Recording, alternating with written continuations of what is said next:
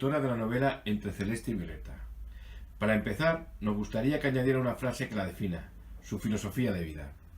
Mi filosofía de vida es: haz con los demás lo que te gustaría que hicieran contigo. Charo, nos gustaría saber algo más de su libro, Entre Celeste y Violeta. ¿De dónde surgió la idea? ¿Lleva algún mensaje oculto que haya querido transmitir? La idea de la novela surgió cuando mi hija empezó a estudiar la carrera de magisterio y observé el desprestigio que hay hacia esa profesión. Y yo, que vengo de una larga familia de maestros, mis abuelos, mi padre, tíos, mis primos y ahora mi hija, pues creo que tenía que contar algo sobre esa profesión. Y el germen de la novela surgió a partir de visionar un documental sobre las misiones pedagógicas. El tema, que no está oculto porque se ve a lo largo de toda la obra cómo quiero revalorizar y reivindicar la profesión, sí que subyace un empeño por darle supremacía a valores primordiales como pueden ser el amor, la libertad, la amistad, por encima de las ideas. ¿Cómo fue el lanzarse a crear su primera novela? Como he dicho en la pregunta anterior, ya tenía la idea sobre qué hablar. Conocía el tema porque eran los maestros y lo había vivido con mi familia, pero la chispa, el germen, brotó a partir de visionar ese documental. Y entonces comencé pues a idear la ficción y a partir de ahí pues fue creciendo. ¿Qué le resultó más duro y qué fue lo más fácil a la hora de escribir? Lo más duro fue luchar contra la procrastinación. Qué palabra más larga. Luchar contra, buscar la excusa para no sentarte a escribir y buscar una constancia diaria, que lo conseguí después, pero sí que se me hizo duro decir: todos los días tienes que escribir X páginas. Y lo más sencillo fue que yo pensaba que una vez que tenía en la mente la idea de una escena, pero tenías una vaga idea sintetizada a lo mejor en 2 líneas, y yo decía, bueno, ¿y cómo de estas 2 líneas ahora extiendo hasta escribir páginas? Pues una vez que me sentaba, aquello brotaba y surgía de manera tan fluida que me sorprendió, me resultó fácil. Para realizar una novela, en muchas ocasiones es necesario conocer bien los escenarios y temáticas, para sentar una estructura consistente que dé sentido a toda la trama. ¿Cómo ha sido su proceso? Pues la verdad es que los lugares que describo, la casa, los paisajes rurales, es que he estado allí. O sea, en la casa he estado dentro de esa casa, he respirado el ambiente de esa casa. Con la mayoría de los espacios he podido imbuirme en ese ambiente para imaginar la escena. Y en contados lugares que no he podido ir, he jugado con la imaginación y a lo mejor me he apoyado en alguna fotografía, pero la mayoría de las escenas he estado allí. Y con respecto al tema, es un tema que, como ya he dicho anteriormente, conozco y también, claro, a base de documentación. ¿Qué documentación ha usado?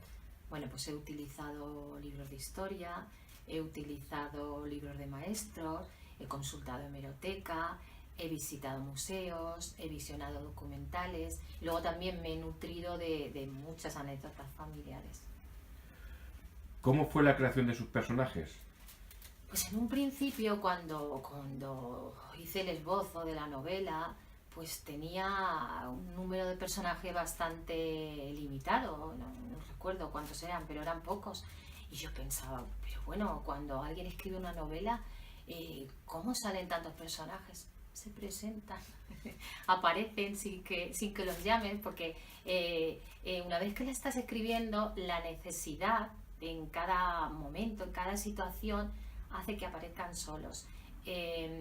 Con respecto a sus descripciones o a sus personalidades, sí que es cierto que utilizo la experiencia o gente que conozco alrededor, doy alguna pincelada pensando en gente conocida, y en concreto el caso de Celeste, uno de los personajes protagonistas, es un 90% mi hija Diana. ¿Qué elementos cree que debe tener una novela del mismo género de su libro para alcanzar el éxito? Pues para mí el ingrediente fundamental es la intriga.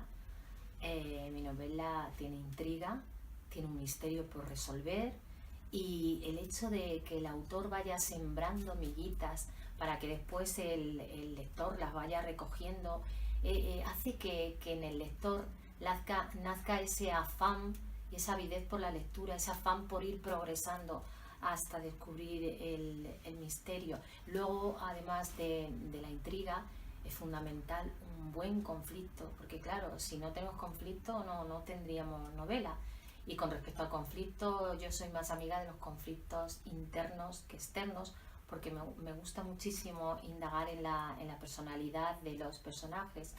También pienso que una trama bien hilada y un giro inesperado que te deje cao, que deje al lector sorprendido. ¿En qué proyecto está inmersa y qué será lo próximo que podremos leer? Pues como he dicho anteriormente, yo escribo poesía y a la vez compagino con la escritura de una segunda novela. Entonces, la poesía, que es como una niña traviesa que tira de mi manga y me hace que deje muchas veces la novela para escribir un poema, supongo que terminaré antes un tercer poemario que la segunda novela. Y luego, pues nada, estoy también con un grupo de escritores que conformamos Barrio de Letras. Estoy activa en Facebook, en Twitter, escribo en un blog, tengo un canal YouTube donde cuelgo también audiopoemas y participo en todos los eventos literarios que puedo. ¿Cómo se vence el pudor a mostrarse sin tapujos ante los lectores?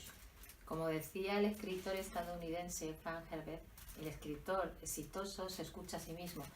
Pues el pudor lo tienes que vencer no pensando en el lector, pensando en ti mismo, ni más ni menos. ¿Cuáles son los motivos por los que siente usted esa necesidad de escribir? Pues supongo que como soy una mujer muy intensa, no me conformo con vivir una sola vida, entonces me vierto sobre el papel y invento más vida. Mira. ¿Qué consejo daría a los jóvenes que se inician en el mundo de la escritura? Pues les aconsejaría que leyesen mucho y que escribiesen a diario, que creen una rutina, igual que cuando uno hace ejercicio, se ejercita todos los días, pues con la escritura igual. Después que venzan el pudor, que no esperen a salir del cajón todo el tiempo que he esperado yo, y que acepten la crítica con humildad y la utilicen como una herramienta que está a nuestro servicio para mejorar. Muchos sueños se olvidan con los años, pero otros se consolidan. ¿Cuáles son los suyos? Pues mis sueños se están cumpliendo ahora. Mi sueño era escribir y llegar a tocar el corazón del lector, poder comunicar y conmoverlo. Y la verdad es que en ese sentido se están cumpliendo, porque no solo yo soy feliz cuando escribo y cuando cuento algo, sino que después cuando viene el lector y me dice, por ejemplo, como ha sido el caso con la novela, es que te he leído y me han dado ganas otra vez de enamorarme. O cuando alguien te lee un poema y está enfermo, está luchando contra una grave enfermedad y te dice, ¿sabes que me ha dado fuerza leer tu poema? Eso es tocar el alma del lector y eso me parece magia. ¿Qué temas son los que más le motivan a la hora de escribir un libro? No es el tema el que me motiva, es cuando creo que contar algo, tengo algo que contar. Y entonces eso es lo que me arranca a mí a escribir. Pero siempre subyace un tema que es omnipresente, que es el amor, el tema del amor.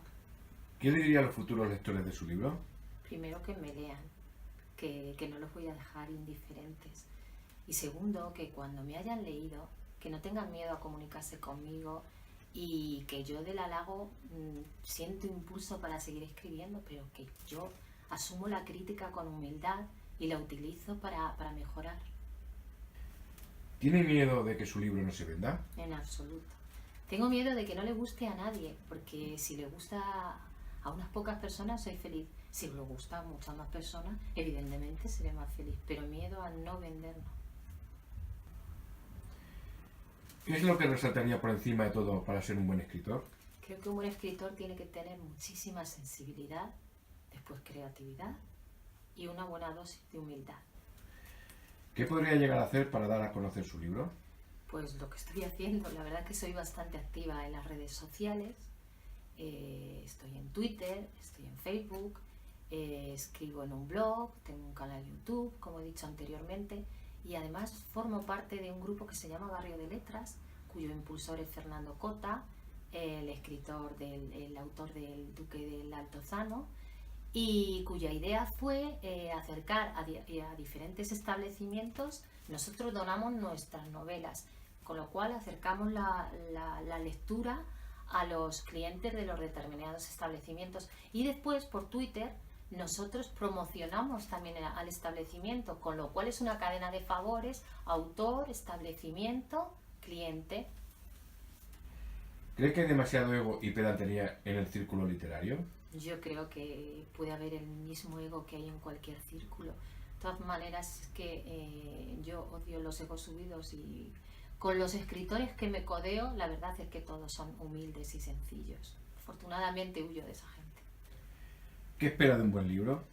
Pues de un buen libro espero que me sorprenda, que no me deje indiferente, que marque un antes y un después, que me haga ver la vida con una perspectiva diferente.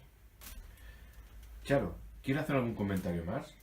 Pues sí, me gustaría dirigirme a mis lectores o a mis posibles futuros lectores y decirle que ojalá y disfruten, al menos leyéndome, la mitad que he disfrutado yo escribiendo.